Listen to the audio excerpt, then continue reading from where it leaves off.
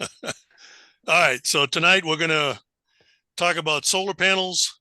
We're probably not going to have enough time to do water heaters and pools and spas, but if we do, I'll include them. But right now, I'm going to concentrate on photovoltaic because that's the meat and potatoes of this slide. This is a 1 hour program, but most of these slides that I've put together are really designed to be done in a 4 or more hour period. And of course, we don't have that kind of time. All right, so tonight we're going to discuss different kinds of solar panels found and how they connect to various components. We're going to identify potential and common problem areas with these panels. Typical defects and improper installations, what I run across the most. We're going to use terms for intelligent report writing in case you want to do this kind of inspection. And I highly recommend you get involved in it if you can, because it's a good income stream to add on to your inspection or to stand alone. And of course, we're going to hit the science of how electricity is generated, which is not going to be that complicated. So there are typical installations that I find regularly in my market area, but that doesn't mean there are mixes and matches out there in various other parts of the country. For example, I typically find water heater supplemented or relying on solar as a fixed rigid panel, but that doesn't mean they can use flexible panels. And that doesn't mean there aren't rigid panels running, being run by the energy of the sun. A lot of them out there. So I'm going to cover what's readily and typically found when inspecting, but be prepared to see variations of those same systems and components configured in different ways in the market area that you're inspecting in. And when you're inspecting the various solar panels and installations out there, you're only limited by the installer's imagination. And believe me, there's a lot of different kinds. I'm going to cover some of those if I have time. So photovoltaic, let's talk about solar. Photovoltaic solar, photo means light and voltaic means voltage. So it's the conversion of light to electricity. And solar panels are about 10% efficient, which is surprising because I thought they were doing better than that. But there's a lot of energy lost in the installation just due to the fact that the way we're collecting that energy. Thermal solar, heating water heaters from the sun's radiant energy. This is a large difference in value between photo and radiant because thermal solar is much more efficient. Sunlight is made up of tiny packets of energy called photons.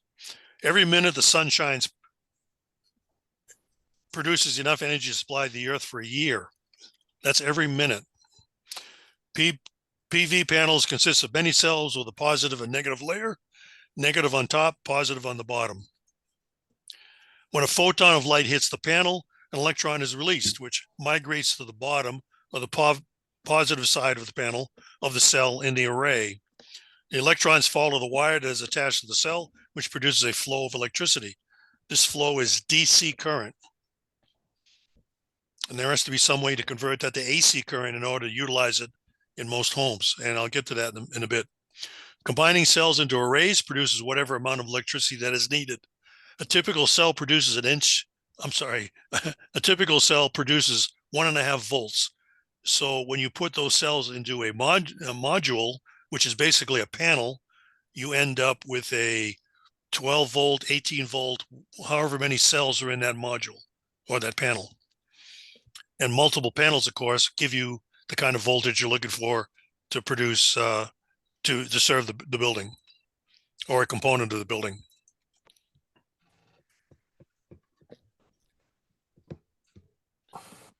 Of PV or photovoltaic pertains to the direct conversion of light into electricity. Photovoltaic cell, the smallest semiconductor element within a PV module to perform the immediate conversion of light into electrical energy. And it's in the form, as I said earlier, in the form of direct current or DC voltage. A solar cell, the basic building block of solar module.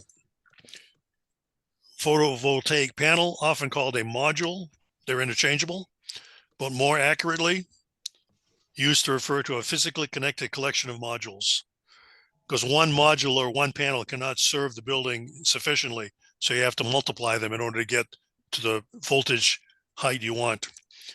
The connections are used to achieve required voltage and current. Smaller systems, the array may consist of a single module if that's all the voltage you need, and it can be produced by one panel. Typical and simplistic setup, you have your solar panels on the roof, typically located here on the upper right. That voltage is collected via a junction box, and I'll show you what those are or what to look for. And that is brought down to as DC current, direct voltage current, to a fuse box. And if it's going to be used, it goes directly through the inverter into AC current and then used at the house. If it's not, it can be sold back. If you have an excess, for example, of voltage, you can sell it back to the meter. If there are some states where they allow that. Florida fought it for many, many years. The power companies down here didn't want to have to give credit to the homeowner by having that homeowner sell AC current back onto the grid. They've since changed their policy on that. Or if you don't want, if you're in a state where they won't allow that, or you want to have it stored so you can have access to voltage or current at nighttime, you can have a battery array. It'll be shipped to the battery, recharging them.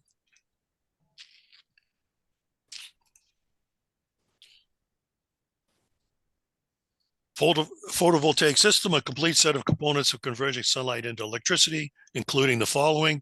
We're going to have photovoltaic panels, probably and usually multiple panels. We're going to have an inverter. That's a requirement as part of the system. And that's usually mounted on a wall someplace, either in the garage or an interior building room or on the outside. Inverters have to have disconnects. They need to be isolated from the main service panel in some way, and that's usually through a disconnect.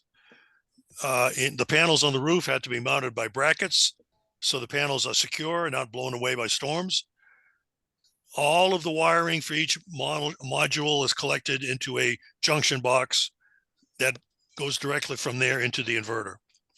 And solar cells, each solar cell produces a half a volt. Equating all of this to a battery, the following is true.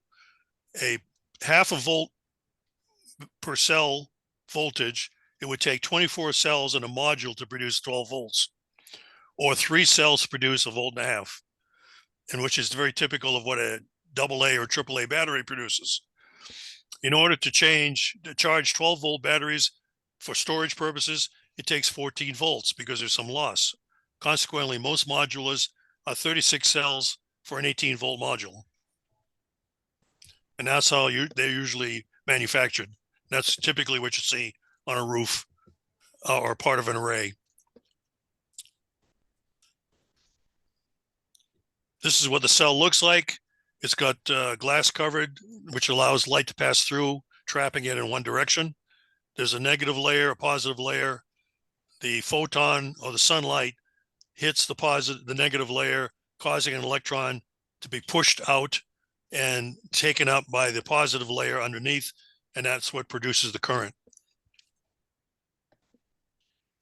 This is a tool that most professional installers use. It's not something I recommend a home inspector needs, although if you do have it and you're doing proper installations of solar panels for a company, for example, which I've done for many years, these come in handy because they're going to want to know this information. But it's called a pyranometer, and it's used to measure maximum amount of solar ray hitting that surface.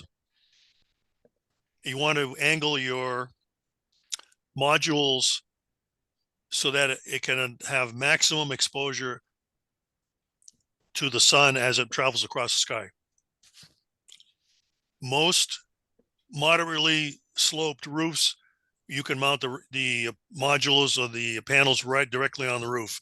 But if you have a very sharp or very steep roof or a relatively flat roof, you're going to have to angle those panels in order for them to get the best results from the sun hitting the module.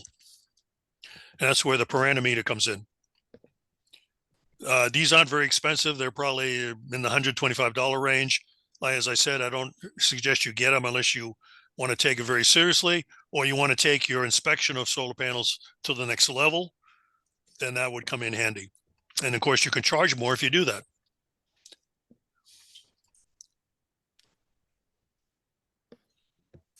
The paranometer does two things. It shows any shading that may occur at any time during the year.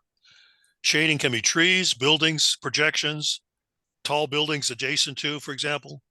The best time of day for the sun to shine that's brightest is another way of its function.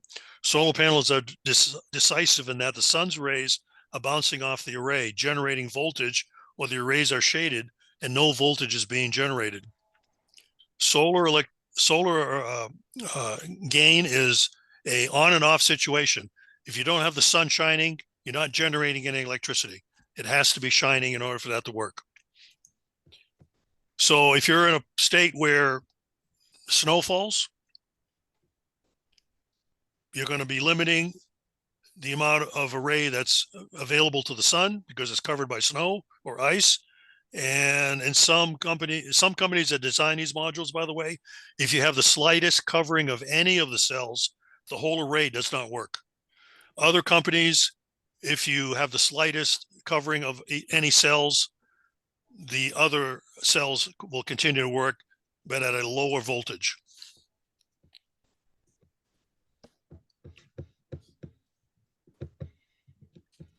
It's important you keep them clean. A lot of shading here, which is going to affect the job the panels are required to do. And it's going to minimize the amount of kilowatt hours that's generated by the solar array. That's information that's important. Again, trees adjacent to or shrubbery adjacent to is going to affect the exposure. Angle of incidence, the angle that the sun's rays makes with a line perpendicular to the Earth's surface. This is kind of important information to understand. Whether you apply it to what you're inspecting or not really doesn't matter, but you need to understand the science behind it. For example, a surface that directly faces the sun has a solar angle of incidence of 0 degrees. If a surface is parallel to the sun, the angle of incidence is 90 degrees. In other words, sunrise striking a horizontal rooftop. This information is used to determine the best angle for tracking the sun from about 10 a.m. to about 3 p.m. That's when you get their strongest exposure, as long as there's no obstructions affecting the cells themselves. That's when you get the strongest and the most active generation of current. Earlier than that, the angle of the sun is such that it's not really causing a lot of electrons to be pushed where they're supposed to be in order to cause the current. Same thing is true after 3 p.m. Again, this is going to be affected by the time of year. It's going to be affected by the angle. This is called a pathfinder. A pathfinder is designed, again, another instrument. This is like a $200 or $300 item right here. I don't suggest you buy it. I have it because I was doing stuff for a manufacturer who wanted me to do quality control on their installations. Pathfinders are used to for you to go up on the roof. That black circular thing on the inside of the glass will be determined by what part of the country you're from. They have various ones that work. And if you use that, it'll tell you as you cross the spectrum from left to right whether there's going to be any shading involved at that particular roof. And that will allow you to adjust accordingly. Here's a close-up of it. In this case, the sun is setting or the sun is rising, whichever way you want to look at it. The angle of incidence is 90 degrees. In other words, those photons coming from the sun are hitting the glass, but they're not really penetrating. They're being affected by the density of the atmosphere it's going to go through, and they're being affected by the fact that the photons are bouncing off the glass instead of penetrating glass. So you have minimal absorption, and consequently you have minimum or no current being produced. Another way of visualizing it is this. If the sun is directly overhead at noontime, for example, you might say the angle is 0, the angle of incidence. It is also when we receive the strongest radiation, like raindrops falling on the ground, usually at noon, but that can be expanded from about 10 a.m. slight angle to about 3 p.m. slight angle. Beyond that, you're not being very efficient before that or beyond that. On the other hand, when the sun is setting, the angle is about 90 degrees, just before it goes down to below the horizon or up above the horizon. We receive the least amount of radiation because it's being absorbed in the atmosphere and deflecting off the Earth's surface. Solar energy, electromagnetic energy is transmitted from the sun via solar radiation. The amount of solar radiation that reaches the Earth is equal to 1/1000th of the total solar energy generated, or the equivalent of about 420 trillion kilowatt hours. If we could only capture all of that, we wouldn't have an energy crisis in this world. Tilt angle, the angle at which a photovoltaic array is set to face the sun for maximum absorption of the photons. Tilt angle can be set or adjusted to maximize seasonal annual energy collection. That's why solar arrays are usually not sitting directly on a flat roof unless it works out that way. But typically on a flat roof, you're not going to get the angle you need.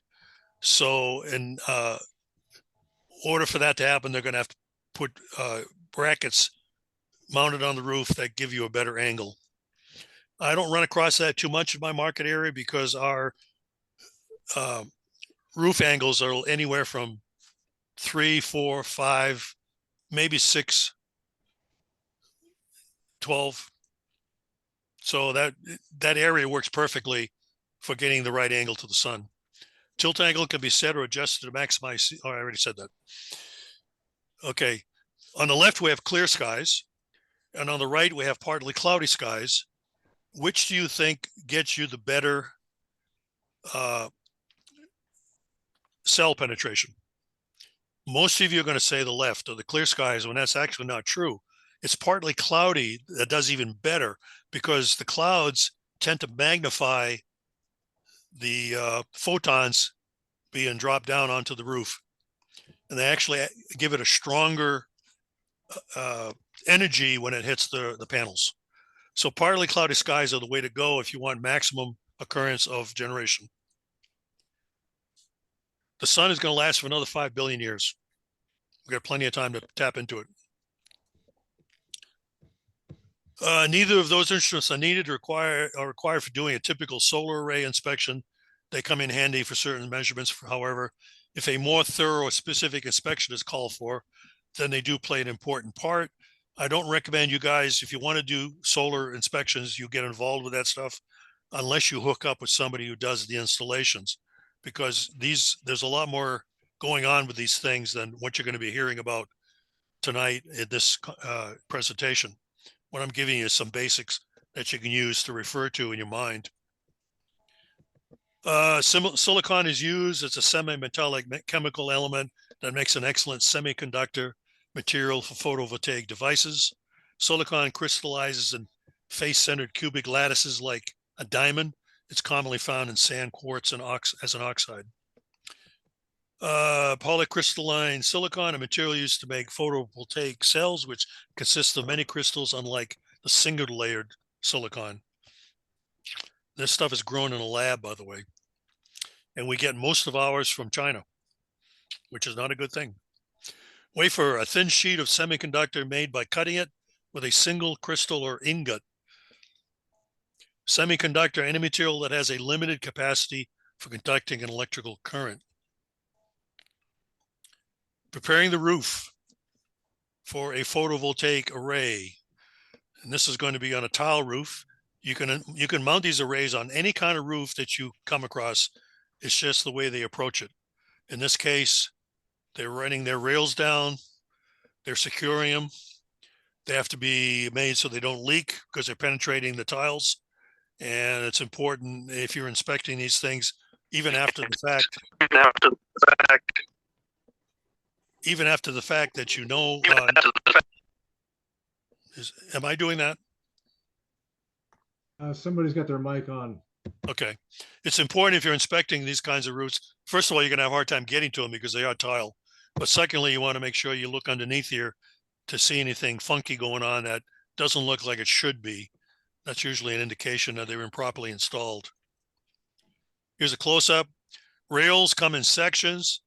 They have to be where they butt together. They have to be tied together with a section of rail that fits inside the left side and the right side, and they have to be bonded, which is usually with a strap and a good size screw.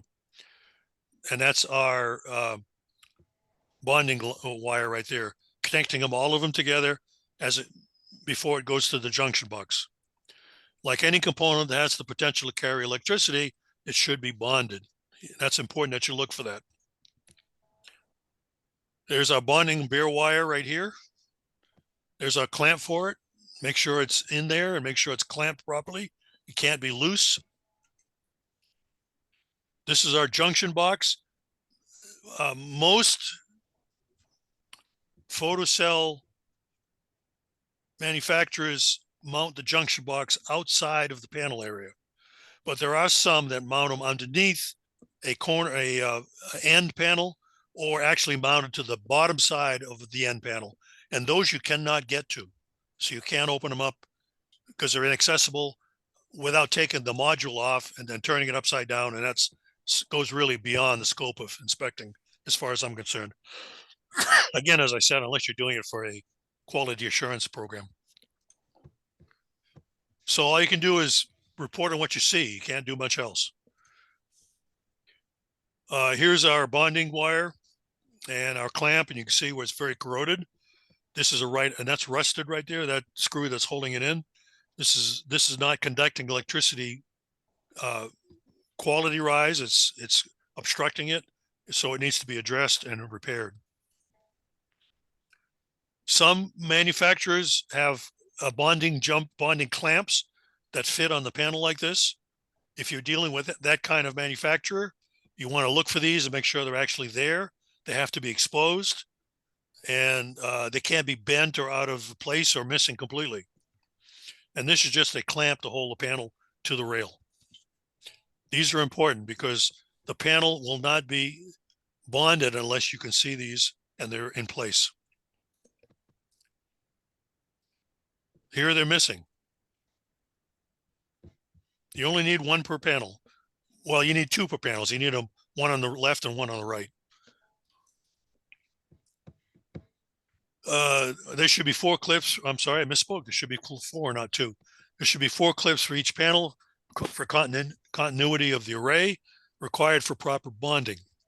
So we have our hold down clip here in green. Oh, you can't see my arrow. And then in the red circle, we have our missing clip. See how they're junctioned together here, the wires? You want to be looking for those when you're inspecting. Here they ran the rails. They use silicone to seal them to the roof. And that's really not a good way to waterproof your penetrations because the silicone will fail after a period of time. Really what they should be doing is using flashing. But let's get back to the rail here in the circle. That needs to be tied together with a section of rail that fits inside the left and the right. And there's our bonding jumper, our bonding clamp. Not in too bad a shape either.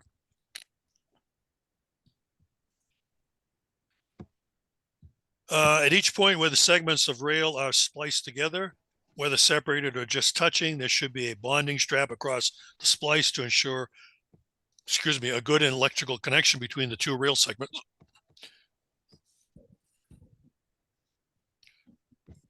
You can see here where you have a separation from the left rail to the right. They've bonded it, but it's a poor connection because of the way they've done it. That should be a piece of rail that fits inside, not mounted on the outside and screwed on. That's not acceptable.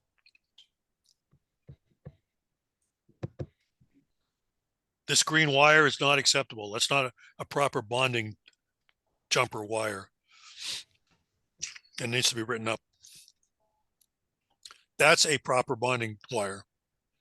Bonding strap, they call it. And you notice here they're using flashing. They're not using silicone. The better way to do it. Here on a metal roof, they're preparing to lay down the rails in order to mount the upcoming modules.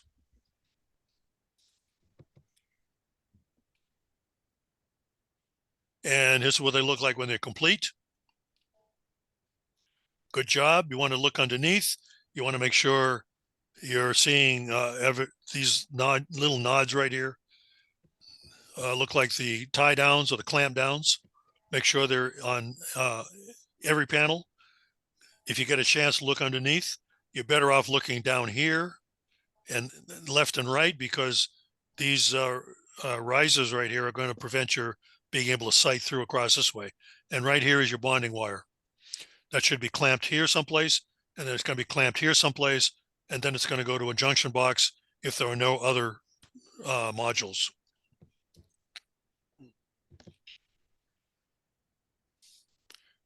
Here we have 24 panels, which are producing 240 volts, which is a typical single-family home. Excuse me.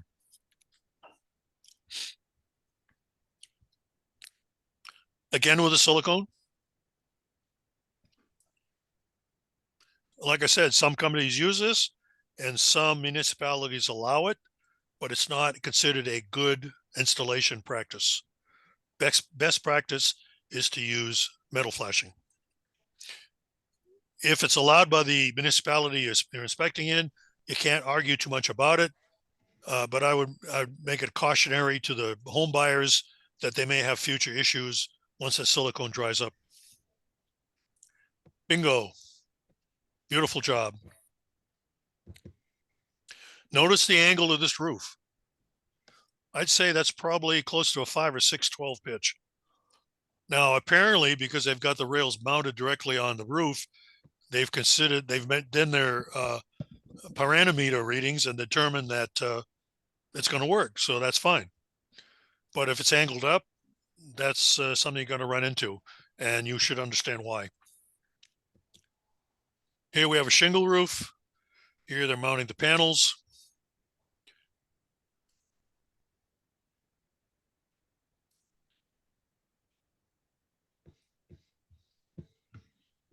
Here we have our pool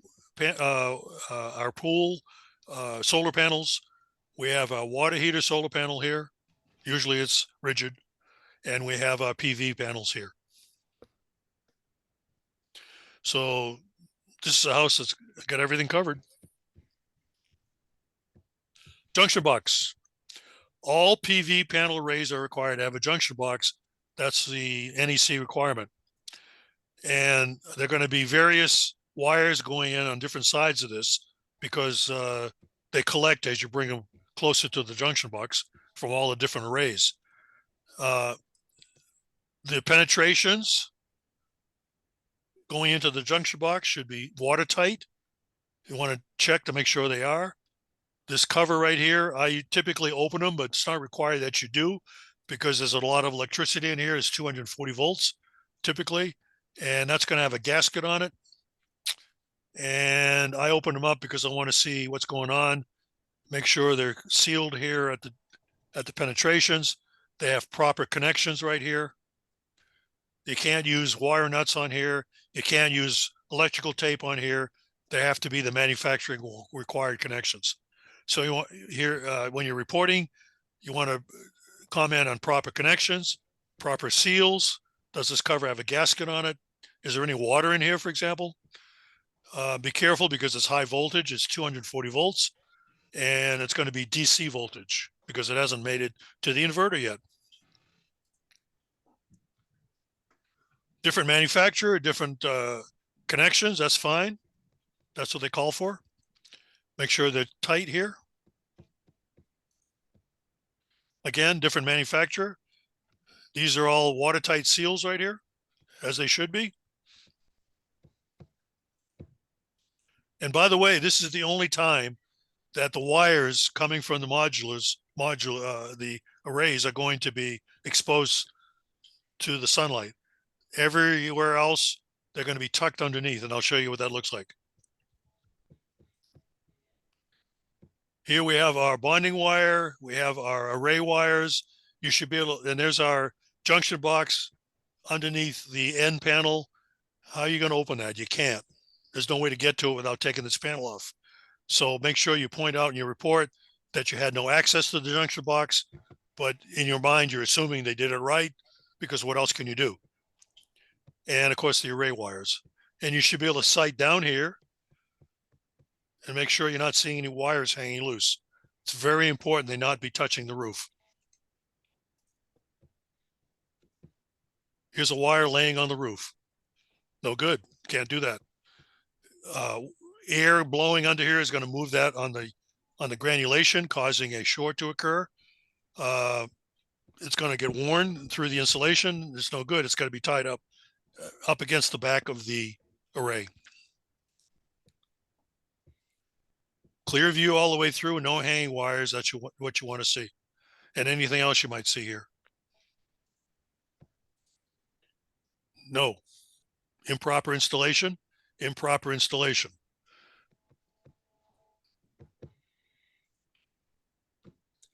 No good. Laying on the roof, on the shingles. Again.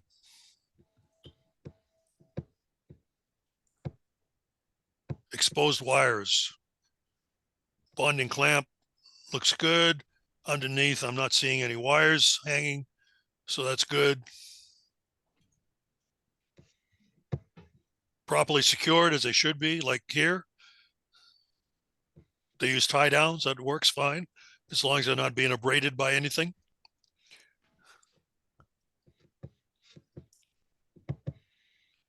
Tucked and secured, proper connections.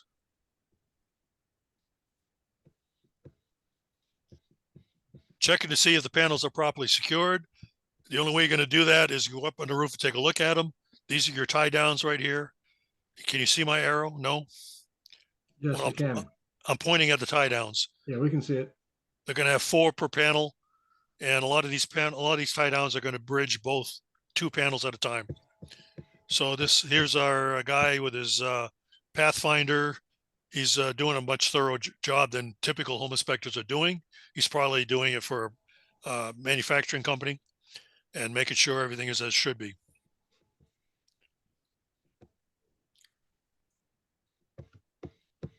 We also want to check the backside with a thermometer. I can't remember what they call these. We want to check the backside to make sure the back of the panel is not overheating. It can sometimes during certain circumstances. There's our paranometer, and they're checking to make sure that the temperature underneath the panel is not getting higher than it should. Then we get in, once we've done all that, then we get into our inverter. Here's our main service panel. Here's our inverter. The inverter has a little window right here where you can read what's going on inside the inverter. It also comes with a remote. What I don't understand in this picture is why the homeowner requested the remote be located right adjacent to the inverter, where this reading and that reading are the same. That needs to be put in a remote location. Like, for example, it could be inside the house, so you don't have to go in the garage to read what's going on. But for some reason, they did this. I'm not sure why, but it's dumb.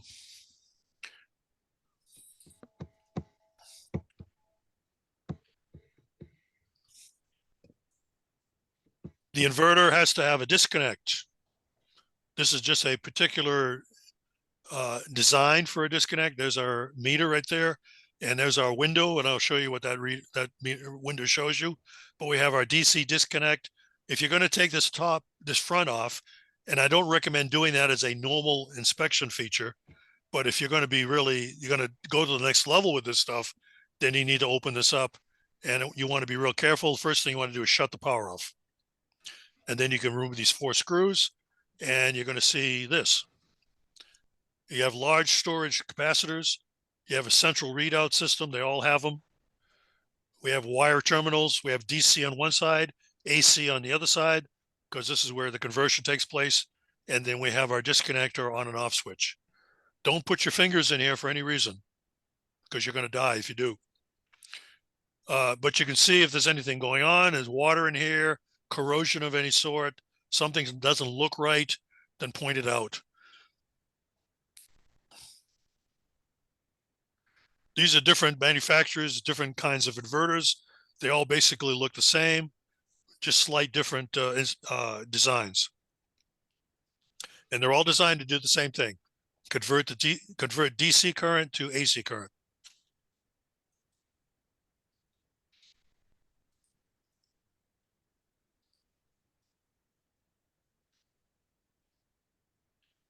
All right, what does the readout tell us? E today, 3.21 kilowatt hours, the energy produced in that particular day. And by the way, these screens don't appear at once. You've got to scroll through them in order to read or look for the information you might be looking for. Let's see, we have PowerPoint AC power, 1,575 watts it's producing at this particular moment. PV voltage, we're producing 256 volts. We only need 240, so this is doing a great job. This is one of those circumstances where if it's this way most of the day, you're going to have excess voltage when the sun goes down, and you can, if allowed, sell that back to the power company or send it to a storage facility in your garage or someplace in the backyard where it stores up the voltage so you can use it once the sun goes down. Let's see. Total energy produced since the system was turned on, and total hours of operation. This system's been running for 49 hours. It's relatively new, which is why I'm inspecting it, because it was just put in. E today, the amount of energy or voltage produced today in kilowatt hours. Mode displays the current operating mode. PAC, the amount of AC current produced by the PV array after it's converted. VPV, the amount of DC current produced by the PV array before it's converted. E total, the total amount of energy or voltage produced to date. And H total, the total time the inverter has been running. Disconnect switch. These have to have specific labels on them, and you want to make sure those labels are there. Otherwise, they're in violation of the NEC.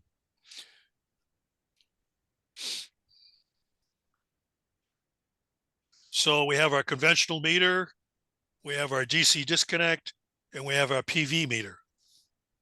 You're going to need a PV meter if you're selling electricity back to the power company. You can't just arbitrarily send it through their lines. It has to be metered. So if you see 2 meters, that's probably what they're doing.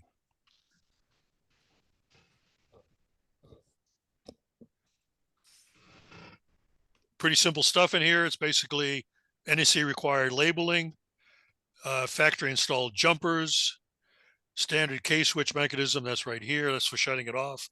Clear dead front shield. Make sure that shield is in place just like you would in a timing box. Fused center pole, factory install isolated ground and equipment ground lug. Is that a question? No, go ahead. Okay, so we have a typical house. We're going to have a 200 amp main service panel box. We're going to have a house meter on here. We're going to have our AC disconnect. Not only do you have a DC disconnect, you're going to need also an AC disconnect.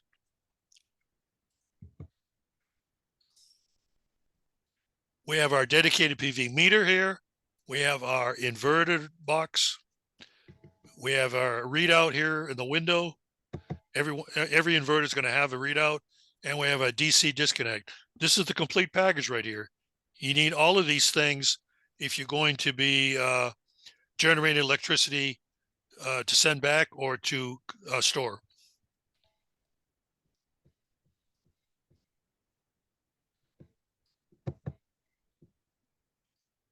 Location.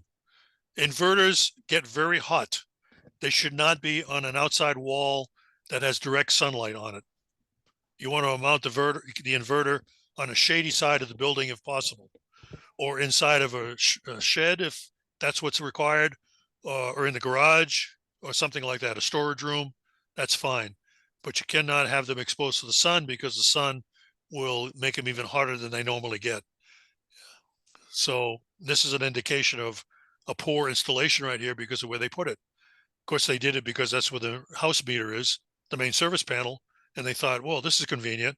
Yes, but not a good location. And by the way, this is on here is the conduit required for the wires coming from the junction box on the roof to go into the inverter. They have to be in conduit. They can't be in plastic. They can't be in PVC. They have to be in metal, unless your jurisdiction says otherwise. That's normally dictated by the manufacturer. Again, conduit metal from the junction box to the inverter. Wires should always be in conduit. In the attic, they have to be in conduit, even though it's a protected area, and they have to be properly secured as well. You can't just have them hanging loose, like you see here in this picture. There's our junction. There's our module. I don't see a junction box, so it's probably underneath the module end panel, and it goes over here down and through the attic, down to the inverter, whatever that might be, probably in the outside wall here because it's within 2 feet of the edge of the roof, but it's hanging loose. It's not secured. It needs to be secured. You can't have this banging around where it might come loose. That's very dangerous when it's electricity going through it. So Mike, you got about 10 minutes. I've got a question here. Larry's wanting to know about the AC disconnect. Is that a transfer switch? No, it's a disconnect. It disconnects the AC from the solar panel. If you lose power, you don't have AC anymore. So it disconnects the wire, the service from the PV panel, which takes over. Let me think about this for a minute. I think I'm speaking out of school here. No, it's not a transfer switch. It's a disconnect because it has to isolate the inverter and the DC side of the generation of electricity from the panel in case it needs to be disconnected. For example, you lose power and no, that's not that example. You have a fire in the house and the fire truck shows up. It wants to be able to disconnect the electricity. And if it doesn't have a way to disconnect your solar panels from the electrical service, then there's a danger of it there being electrocuted. Does that make sense? Yeah. I know I was jumping around there for a minute. I had to give it some thought. They couldn't get the angle they wanted on the roof. Maybe it's flat, so they mounted it this way. Now it works fine. Maybe they can't get any angle at all from the roof. Maybe it's a flat roof, but they have some room in the backyard, so they mounted it this way. That works too. Here's another example where these panels actually follow the sun as it goes from east to west. So you get maximum PV generation for the whole duration while the sun is up. That's pretty neat. Also very expensive. If you don't want to mess with batteries, then sell back is a way to go. Selling it back to the power company. Batteries can be messy. They take up space. They also have short lifespans. But if you insist, batteries can offer continued limited power when the sun don't shine. Ideally, a battery.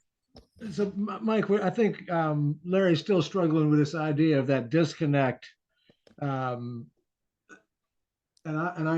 he's got me thinking too, and I guess he's got you thinking, is this idea that if that's not a transfer switch, Well, what do you mean? Concerned that we're energizing the grid. What do you mean by a transfer switch?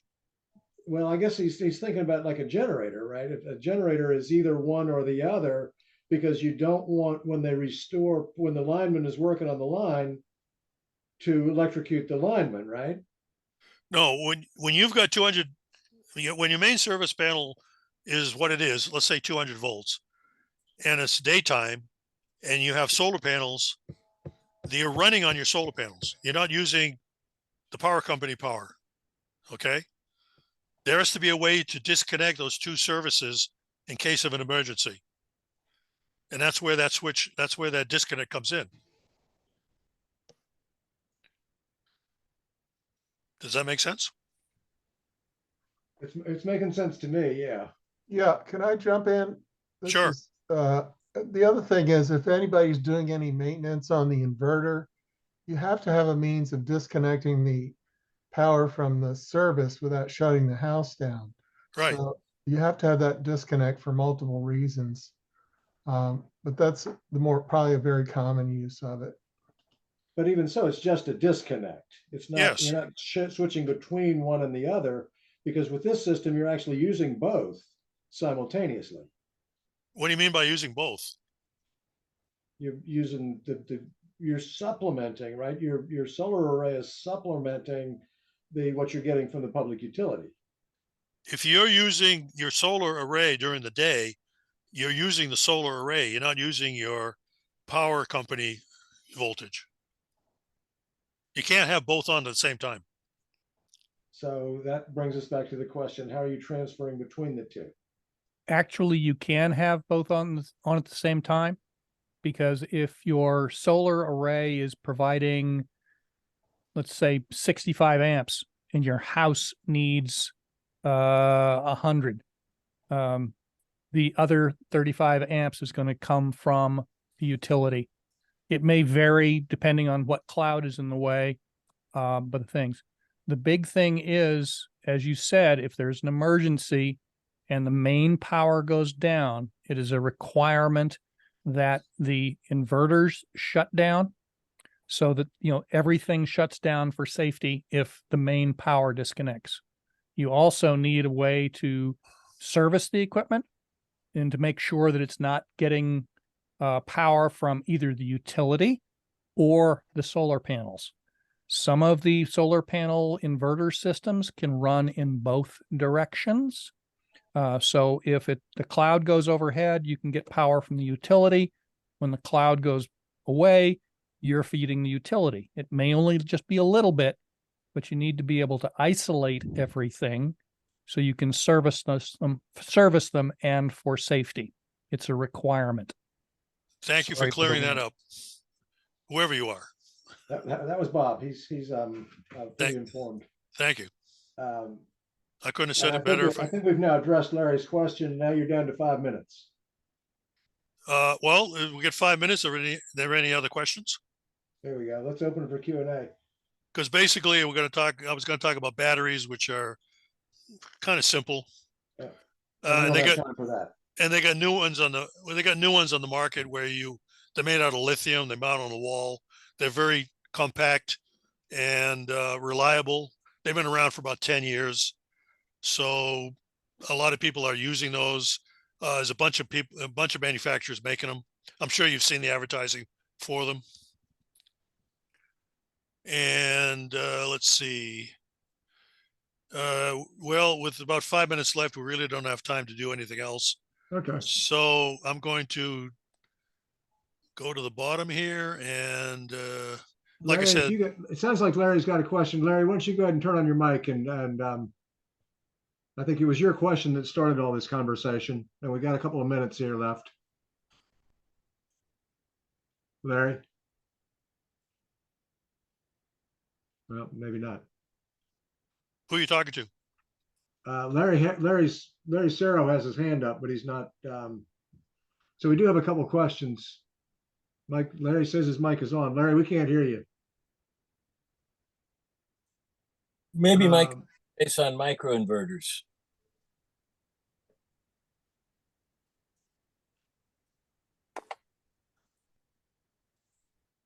So life expectancy. That's a good question. That's a home inspector question, right? Life expectancy of a solar array. Mike, you want to address that? There's a couple of lithium battery packs right here that mount on the wall. Like I said, they're very concise. Relatively new. Mike, can you address the issue of life expectancy of a solar array? They're guaranteed for 25 years, according to the manufacturers, some manufacturers. A lot of it's going to be affected by the weather. They get damaged.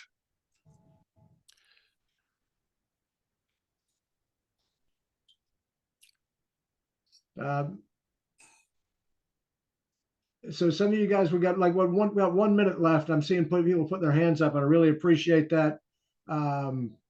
If you've got a question and you real quick, some of you guys who put your hand up, turn on your mic and ask your question. We're going to shut it down here in a minute.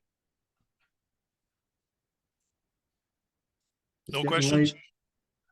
All right, let's do this. Let's move on. Mike, you want to wrap it up? You got 30 seconds or so. Wrap it up, and we'll. Okay, I we'll cut I the wanted to chase. show you, I wanted to show you this. I lost it again, damn it. Well, I was going to show you show you a couple of glass that can be converted to photovoltaics, and which means if you change out all your windows in the future, I mean, this stuff is available now, but it's really expensive. If you took out all your windows on a house and converted it to these panes, the windows would produce electricity for the house. It's crazy. Interesting. No other Okay. questions? No other questions? We're good? I think we're good. Mike, thanks a whole lot. We appreciate you. We appreciate all your years of dedication, and we appreciate you today. Thanks a whole lot. That was a lot of information in a short period of time.